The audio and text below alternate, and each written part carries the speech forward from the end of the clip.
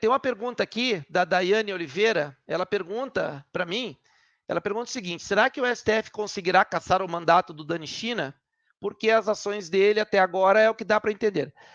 Daiane, é o seguinte, o Daniel ele está já sofrendo um processo no Conselho de Ética da Câmara dos Deputados.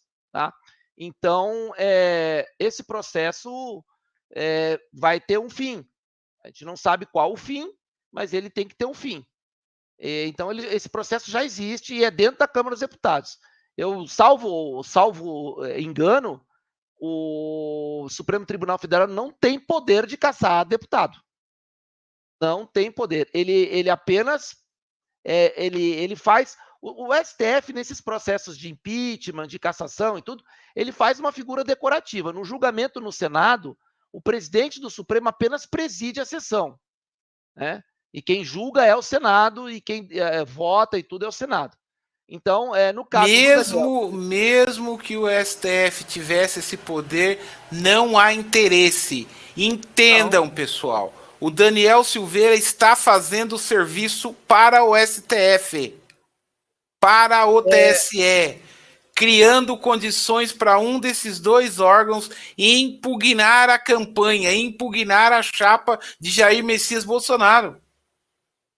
Está muito óbvio isso, está muito claro. Mas é isso, Daiane. Ele não tem esse poder. Tá? Então, ele não tem esse poder. O que ele pode é fazer essas ações aí, esses inquéritos e determinar prisão e tudo mais, mas aí tem a outra legislação, né, que determina que tudo passe pela Câmara dos Deputados por ele ter a prerrogativa, né, de ser deputado federal, e tem ali a prerrogativa de por não poder ser punido por atitudes, gestos ou palavras. Então, é isso. Bom, vamos agora à questão da garantia da lei da ordem, porque assim, essa aqui é uma palestra que eu baixei do Ministério da Defesa, tá? Então é um documento oficial, baixado, o documento foi dado, essa palestra lá no MD, ele está disponível na internet, eu coloquei o link de todas as leis que nós citamos aqui, todos os tópicos estão na descrição aí do vídeo, tá? Então vocês podem abrir, ler, tá ali disponível. Eu queria só fazer uma parte, Renato, antes de você começar, para dar a entender, acho que vocês estão entendendo, mas eu vou melhorar mais ainda, para vocês entenderem o tamanho da canalice desses deputados que se dizem da base do governo. Vou pegar de novo como exemplo a Rússia. A Rússia, que não é um país democrático, Todas as ações violentas, porque são ações violentas, a gente não pode aqui também dourar a pílula, né? Que a Rússia está fazendo contra a Ucrânia, tem a anuência e a aprovação do parlamento russo. Os deputados aqui da base do governo, eles são tão canalhas, que eles poderiam, por exemplo, aprovar a lei de excludente de ilicitude, levar essa lei à votação para dar liberdade para as Forças Armadas agirem. Eles não fazem isso. Por quê? Porque o objetivo deles é usar as Forças Armadas para incriminar o presidente. Outra coisa que eles poderiam fazer, eles poderiam, através do Conselho da República, do qual o senhor Pacheco faz parte, o senhor Lira faz parte, encaminhar para avaliação a necessidade de estabelecer um estado de sítio no Brasil devido à insegurança política causada pela Suprema Corte. Por exemplo, estou dando um exemplo aqui. Nós vamos falar disso. Fazem isso?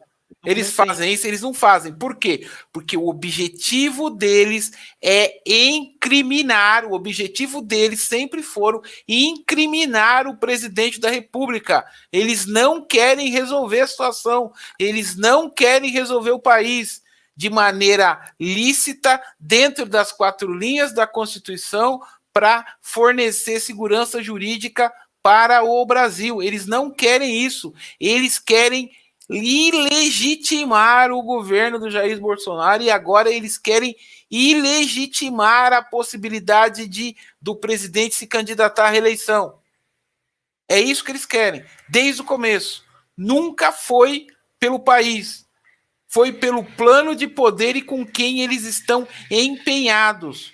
Os inimigos externos do país que banca essa corja aqui para ficar solapando o governo dia e noite. Renato, por favor. Assino embaixo.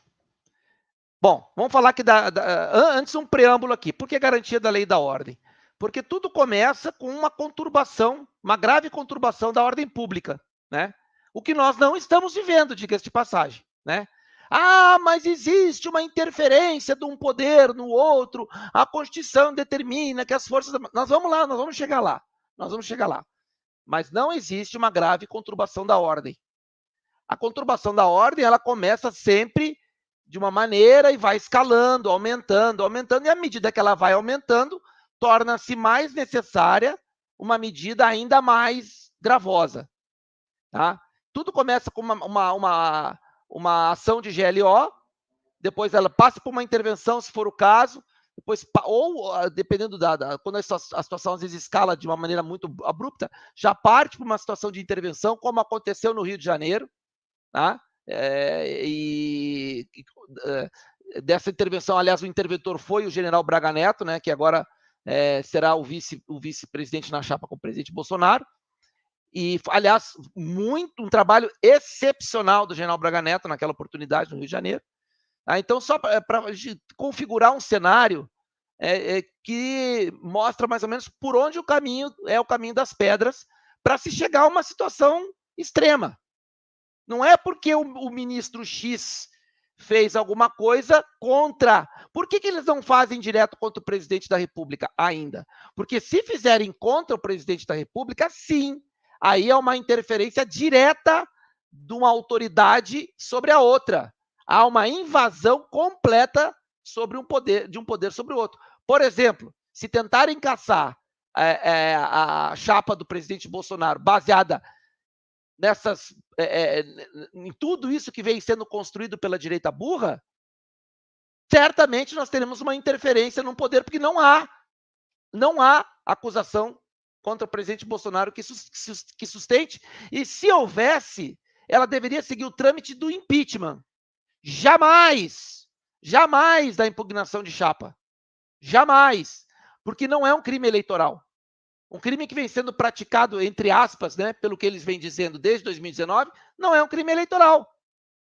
Nós não estamos ainda na campanha eleitoral. E não há um crime tipicamente eleitoral, eventual, praticado pelo presidente. Então, se fizerem isso, eles estariam agindo ao arrepio da lei. Bom, vamos lá. Eu não vou passar aqui objetivo, essas coisas assim, porque não vem ao caso. Bom, aqui tem umas fotos de um acontecimento que esse é um exemplo de GLO, tá? Ocorreu em 2012, na Bahia, greve da Polícia Militar da Bahia. Não sei se vocês se lembram, mas o general Gonçalves Dias, que era o comandante da 6ª Região Militar na época, inclusive confraternizou com os familiares, né? Ele estava de aniversário, ofereceram um bolo para ele quando a greve terminou.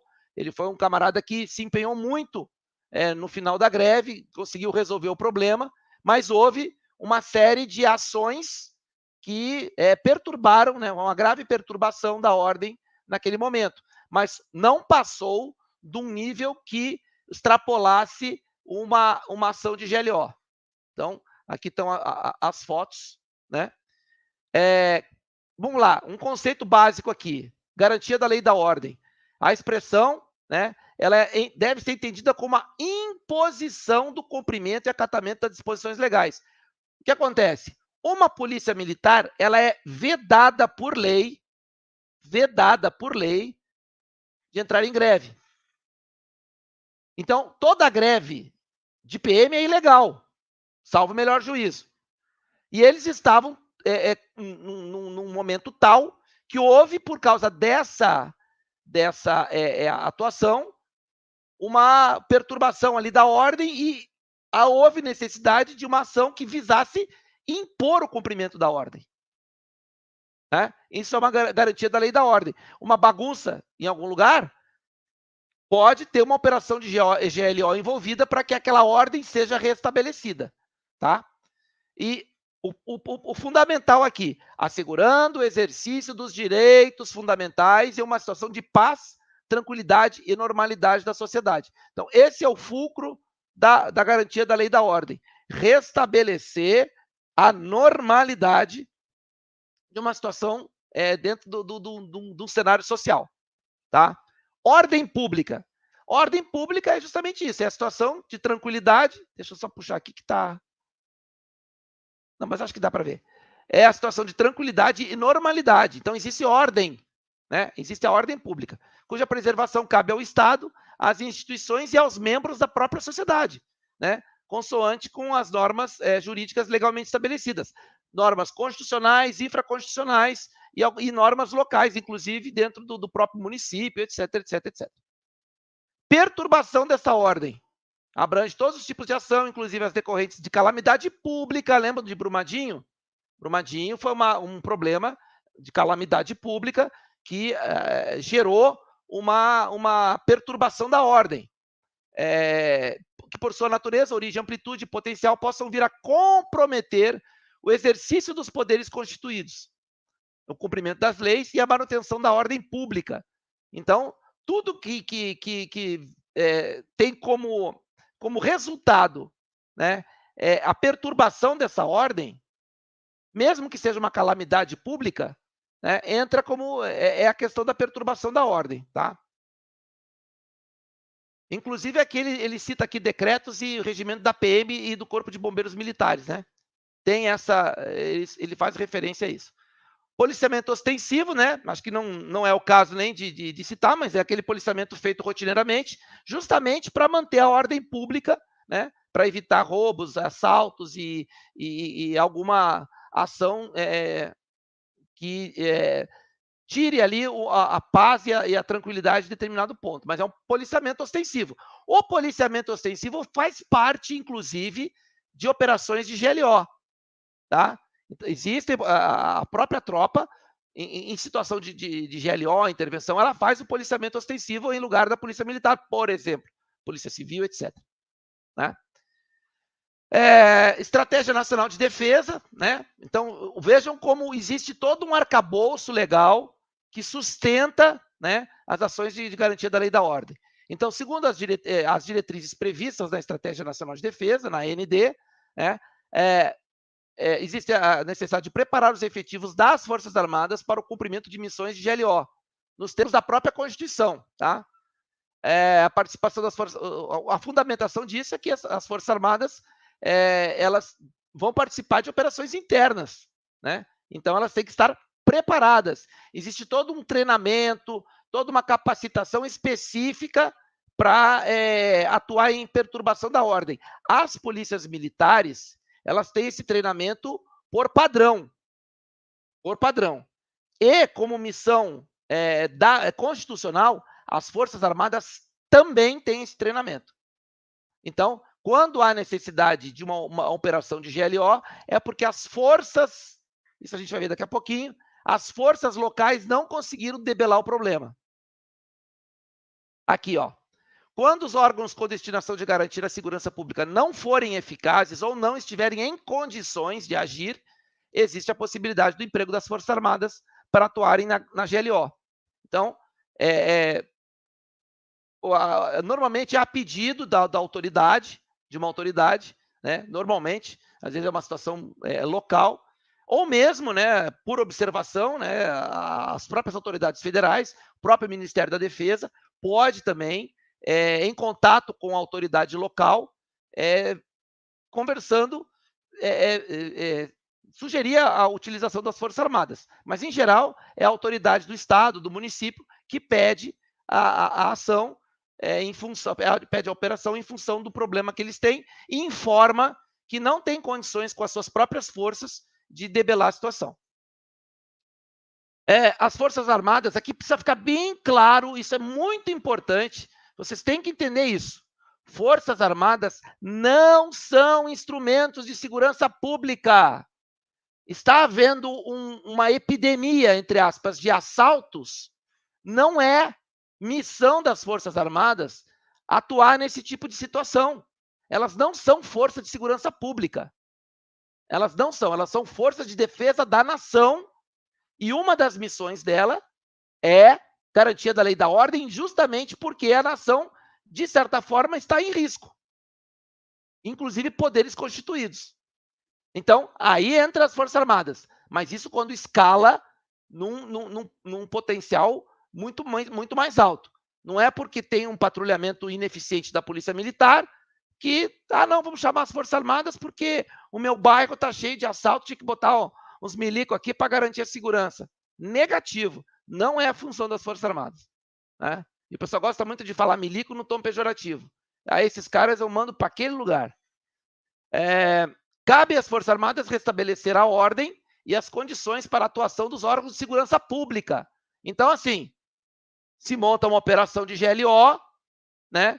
Mas quem vai atuar primeiramente no enfrentamento do problema são as forças preparadas para tal, e cuja destinação principal é aquela. Né? Aqui tem um histórico, deixa eu ver se tem alguma coisa aqui interessante. Aqui fala aqui desde a Constituição Federal de 1824, como o poder das Forças Armadas vem sendo tratado via constitucional, mas isso não nos importa, porque isso depois vocês podem ler, mas isso não é um fator histórico da palestra aqui. Legislação básica, isso é importante. Bom, vamos ao bom e velho artigo 142 da nossa Constituição Federal. As Forças Armadas, agora prestem atenção na leitura do texto, tá? As Forças Armadas, constituídas pela Marinha, pelo Exército e pela Aeronáutica, são instituições nacionais, permanentes e regulares, organizadas com base na hierarquia e na disciplina. Até aí, ok. Sob a autoridade suprema de quem? Do Presidente da República. Destinam-se à defesa da pátria, tá? Defesa da pátria. Ok, até aí nenhuma dúvida. Garantia dos poderes constitucionais, e aí é que entra a celeuma, tá? E por iniciativa desses da lei e da ordem. Aí já me perguntaram assim, Renato, então quer dizer que o Supremo pode chamar as Forças Armadas para destituir o presidente? Não. Não. Veja só. Não é.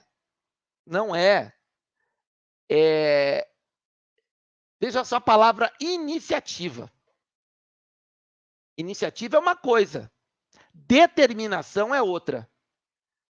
O ministro Fux, não pode determinar que as Forças Armadas retirem o presidente do cargo, a menos que o presidente tenha, pelos instrumentos, quais os instrumentos, fora a força ele tem para deslegitimar, por exemplo, uma ação do presidente do Supremo? Nenhuma. O presidente não tem poder para isso. O poder dele foi esvaziado pela Constituição. Já o Fux tem esse poder. Pelo menos de interpretar a Constituição no sentido de fazer alguma coisa assim. Por isso que existe as Forças Armadas. Aí diz, não, as Forças Armadas é o poder moderador. Não, não é o poder moderador. O que as Forças Armadas fazem é garantir a integridade dos poderes. Dos poderes. O Legislativo está legislando? Está. O Executivo está executando? Está. Tarcísio trabalha, Damares trabalha, Rogério Marinho trabalha, todo mundo está trabalhando. O presidente Bolsonaro está trabalhando. Mas eles estão perseguindo o deputado. Isso aí é uma interferência direta na atuação do Poder Executivo? Não. Não é. Mas estão perseguindo youtubers. É uma atuação no Poder Executivo que justifica a entrada das Forças Armadas? Ou do Legislativo, né, no caso? Não. Mas o presidente nomeou o delegado Ramagem e o Alexandre mandou retirar a nomeação. Bem, aí há uma interpretação possível. Mas o poder do presidente, pela Constituição, não foi esvaziado. O que foi esvaziado foi uma decisão dele. Então, aí é conta e risco. O que o presidente pensou? Não vou colocar o país no barro por uma questão dessas que não vai ser interpretada a meu favor. O mundo inteiro vai dizer que eu sou um ditador, mesmo o STF tendo determinado que eu não pudesse nomear um delegado da Polícia Federal como diretor. Entendem? Onde chegam as coisas? Então ele pensou, ponderou e disse, não, para mim é melhor eu nomeio outro. Nomeou outro. Simples assim. Agiu com inteligência. Agiu com inteligência. Por quê? Haveria uma margem para utilizar isso como garantia do poder? Uma margem muito estreita, tá? Na minha maneira de ver. Uma margem, eu particularmente acho que não. Mas há os operadores do direito aí que dizem que sim. Eu entendo que seja uma margem muito, mas muito estreita. Muito suscetível a interpretações desfavoráveis ao presidente. Então seria... Eu concordo e acrescento, né? Vamos voltar lá na questão do conflito Ucrânia e Rússia, tá? Pessoal, isso é para a vida, tá? Eu tô usando o conflito Rússia e Ucrânia para ficar mais fácil, mas é para a vida.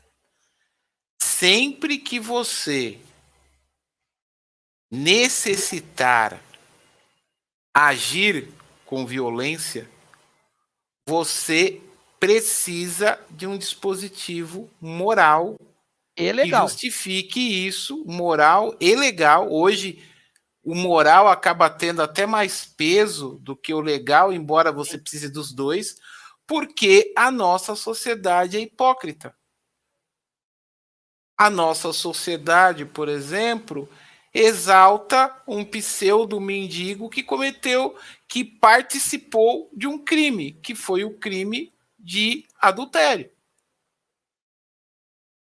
Entendeu? Por que na nossa sociedade hoje em dia só dispositivo legal não é o suficiente? E o dispositivo moral tem que ser muito forte. As mesmas pessoas que quiseram que o presidente Bolsonaro chutasse o pau da barraca naquela oportunidade do delegado Ramagem, seriam as primeiras pessoas a dizer assim, mas não precisava ter prendido um ministro do Supremo. Mas são as mesmas que estão criticando o Putin. São as mesmas, são exatamente as mesmas que estão criticando o Putin porque tomou uma ação violenta. A ação que estas pessoas exigem de Jair Messias Bolsonaro. E vou dizer mais. Aqui fica importante lembrar o seguinte. Qualquer pena que der errado numa ação dessas, eles vão dizer, a primeira coisa que eles vão dizer, se tivesse feito como o professor mandou, no primeiro dia tivesse prendido todo mundo e fechado o Partido Foro de São Paulo, hoje nós estaríamos num país de maravilha, o céu na terra. É isso que eles iam dizer. Sempre o Bolsonaro estará errado. Sempre, prestem atenção nisso. Bolsonaro estará errado sempre, em qualquer atitude que ele tome na ótica dessa direita. Da esquerda eu nem comento, né? É óbvio, né? É tão óbvio que não precisa nem comentar. Mas da esquerda ainda tem pateta que acha que esses caras são apoiadores do presidente. Que esses caras querem o bem do Brasil.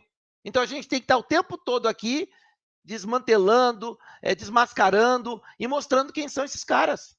Bom, por fim, aqui a última missão constitucional, por iniciativa de um dos poderes, a garantia da lei e da ordem. Tá? Então, um dos poderes, inclusive na esfera estadual, pode solicitar ao presidente da República, porque quem determina é o presidente da República, nós vamos ver a seguir, que nomeie, que determine a constituição de uma operação de GLO via decreto para mandar para o lugar onde a ordem foi, a ordem está em xeque, em creche, né? A perturbação grave da ordem. Beleza? Sigamos. Segundo o artigo 144 da Constituição, segurança pública, dever do Estado, direito e responsabilidade de todos, tá? Exercida para a preservação da ordem pública e da incolumidade, as pessoas ficarem incólumes, e do patrimônio, incolumidade das pessoas e do patrimônio, através dos seguintes órgãos. Veja só, tem Forças Armadas aí? Polícia Federal, Polícia Rodoviária Federal, Polícia Ferroviária Federal, ela hoje não está bem instituída. Polícia Civil, acho que nem existe ainda, ela foi descontinuada, e tem a previsão legal, mas não é o caso. Policiais civis, a Polícia Civil, polícias militares e corpo de bombeiros. Acabou aí. Aqui é segurança pública. Isso aqui são órgãos de segurança pública. O resto é fora, não entra na segurança pública. A segurança pública é rotina, tá? Bom, a Constituição Federal, ela define os estados de exceção pelos quais nós podemos passar. São eles: intervenção, estado de defesa e estado de sítio, tá? Intervenção. Grifem isso aqui, ó. A União não intervirá nos estados nem no Distrito Federal, exceto para pôr a termo ou acabar com grave comprometimento da ordem pública. Às vezes o Estado lá acha que pode segurar uma situação gravosa, uma situação muito conturbada, e fica visível que não pode. Aí o presidente pode intervir, sim. Foi o que aconteceu no Rio de Janeiro. Aí é intervenção. Dentro do escopo da intervenção, serão montadas as operações, operação de garantia da lei e da ordem, para controlar a situação ali. Mas aí é uma intervenção. Vejam que no caso do Rio de Janeiro, a Secretaria de Segurança Pública, por exemplo, foi comandada por um general. O interventor, ele passou a ser o dono da Segurança Pública no Rio de Janeiro, e o secretário que ele nomeou, o general Richard, hoje é general 4 estrelas, na época ele era comandante de brigada, ele foi nomeado como o secretário de Segurança Pública do Rio de Janeiro, e fez uma devassa e uma reestruturação nas polícias do Rio de Janeiro. Livre manobrar. Foi e reestruturou a encrenca toda lá. Né? Intervenção federal. Tá? Não é, intervenção federal não é como vocês pensam aí. Uma intervenção para arrumar o Brasil, não. Esses estados, é bom que se diga, esses estados de exceção, eles devem ser pontuais, localizados e com tempo definido. Não é simplesmente fazer uma intervenção ad eterno. Aí é golpe. O que essas pessoas falam de intervenção militar chama-se golpe.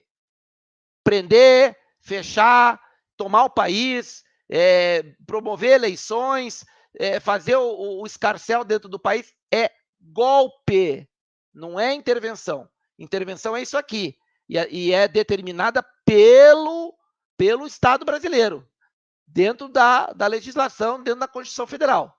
Jamais, né, pela União Federal, na verdade, cujo o principal representante é o presidente da República, mas ele vai agir junto com os presidentes do Supremo e do Legislativo. Por isso que é a União Federal. Do Estado de Defesa, é a outra situação que nós temos aí de exceção.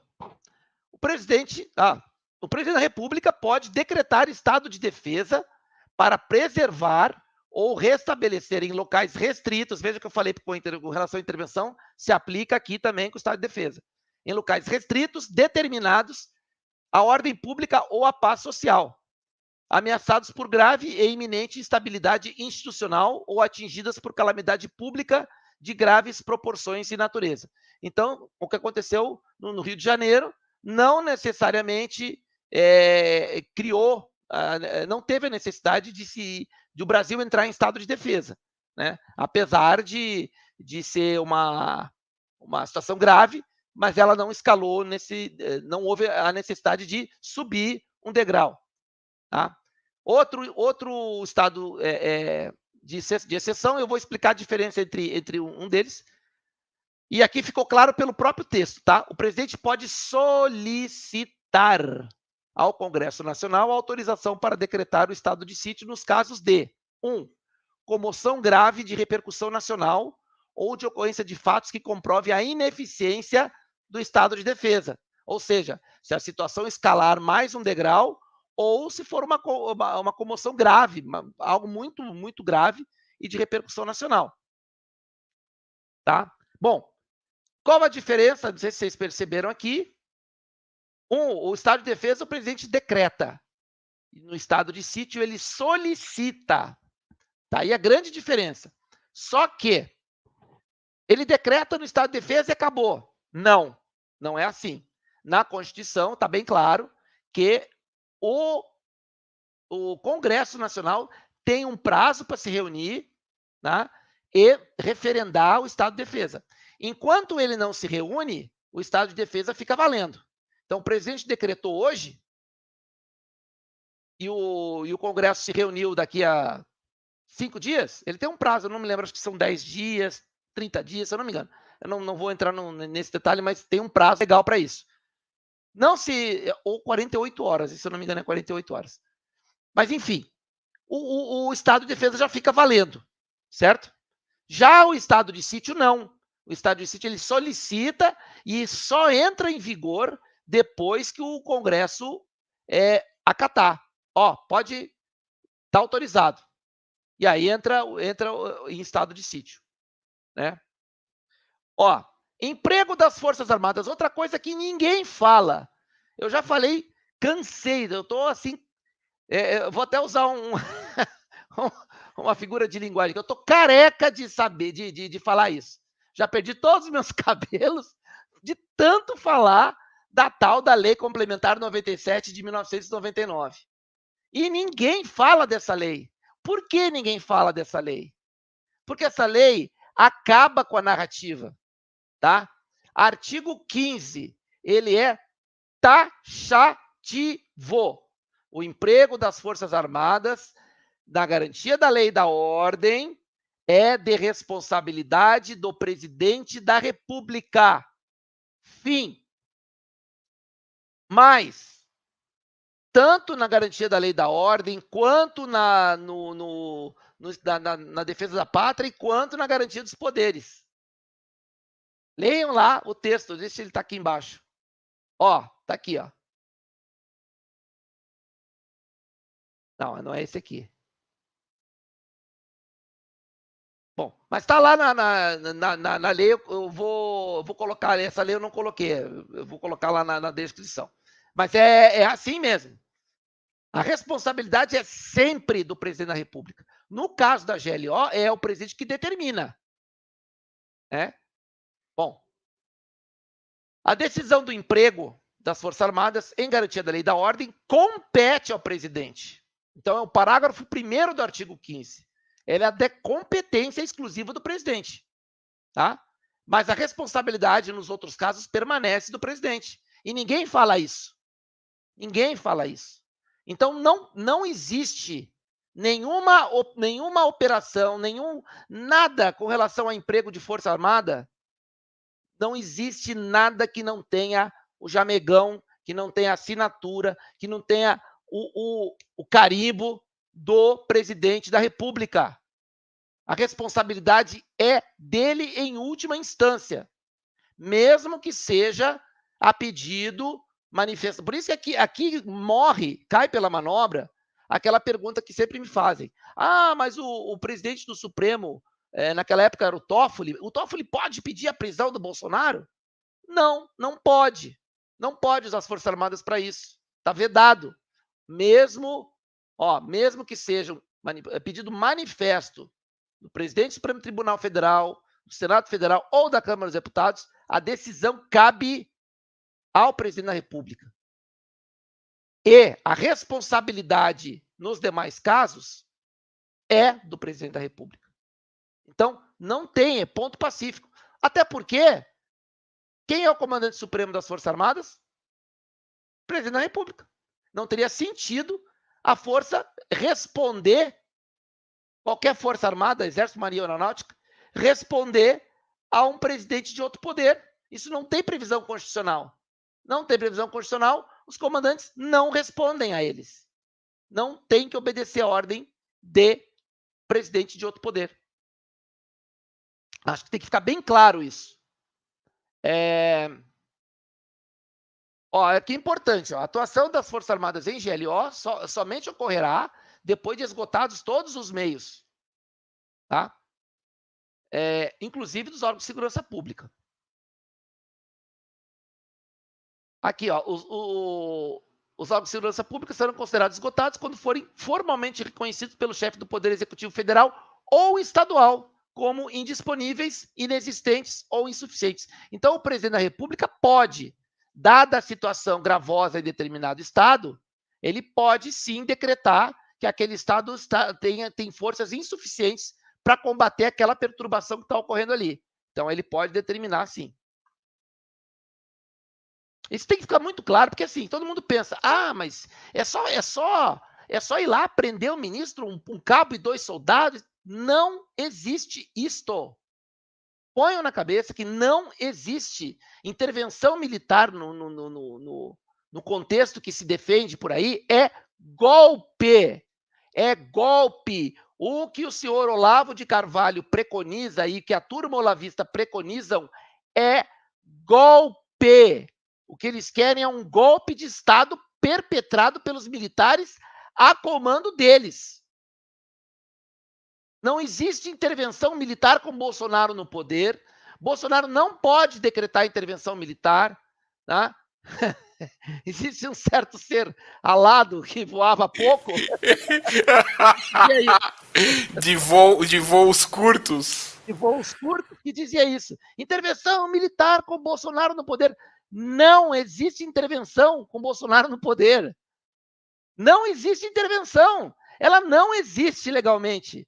Tudo que se fizer com tomada de poder pelas Forças Armadas é golpe, é ilegal, é inconstitucional e é golpe.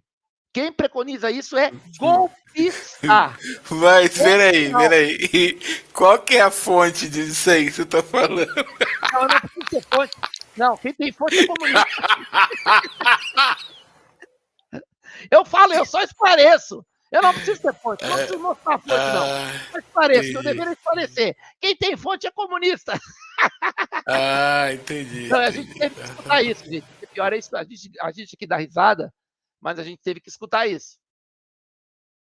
Bom, determinado o emprego das Forças Armadas, caberá à autoridade competente, mediante ato formal, transferir o controle operacional dos órgãos de segurança pública para a autoridade encarregada das operações.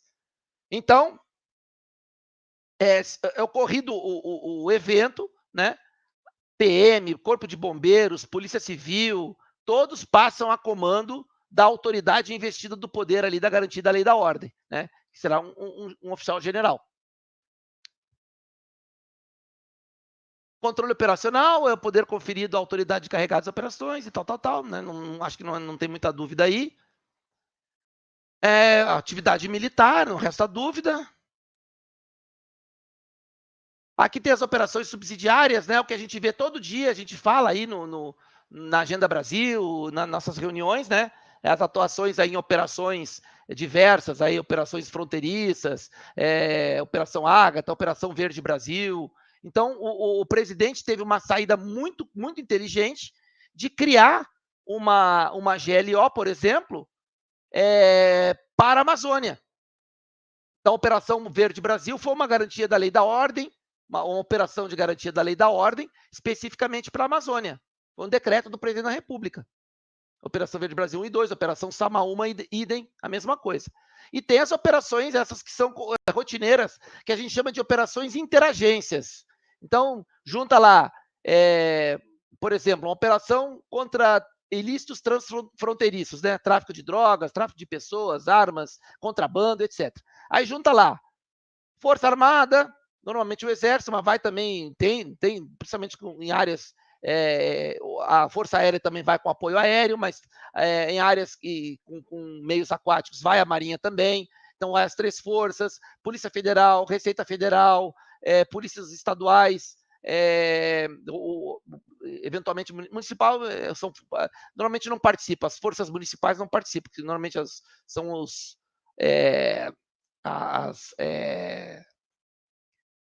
me fugiu o termo,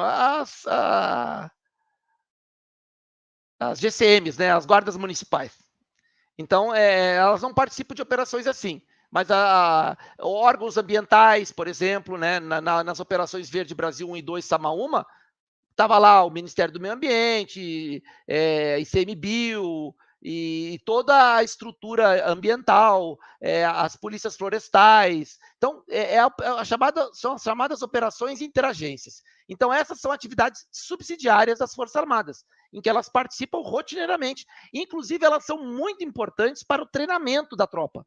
Então, a tropa está em constante evolução, em constante treinamento, participando desse tipo de operação, porque elas vão se consolidar numa operação mais importante, com aquele conhecimento e com aquele trato obtido justamente nessas operações. Então, ela tem um duplo viés aí de fazer coibir os crimes ali daquela região em operação, e também são treinamento contínuo para a tropa.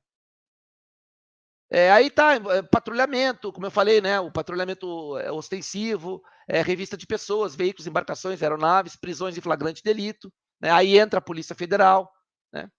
Mas nas operações subsidiárias, nas fronteiras, as Forças Armadas têm poder de polícia, então pode prender também. Aqui, Segurança Nacional, faixa de fronteira. Acho que não tem muita ligação com o que a gente quer colocar aqui. Acho que a questão de operação subsidiária é rotina, né? Então a gente não deixa eu ver esse ponto aqui. Aqui o decreto. Existe um decreto, é o decreto 3.897 de 2001.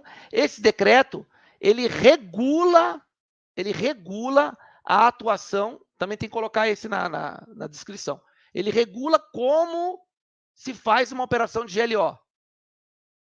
É um decreto que ele normatiza a operação de garantia da lei e da ordem, né? Mas aí é só a parte mais operacional, mais prática, né? Fora isso, a questão do treinamento e da